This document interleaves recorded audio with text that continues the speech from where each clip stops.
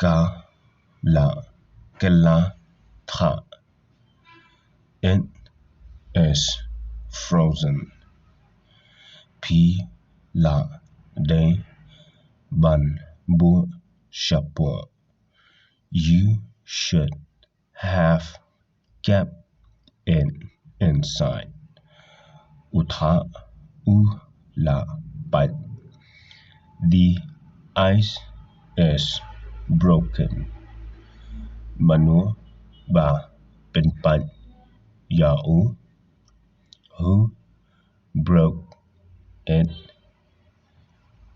Ông yaki ba kim le biang. Tell them not to do it again.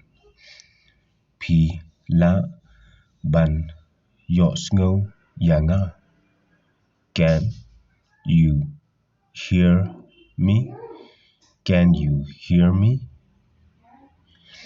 Pinpra no ya ka yin.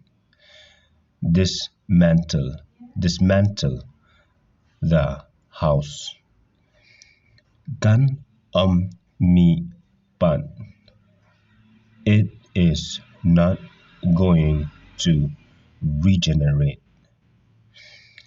Kam long kum u shnu jongi. It is not like our hair. Shishin ba ka la hab. Once it is fallen, pin hab shna daka ba tamai. You're gonna have to build a new one. You're gonna have to build a new one.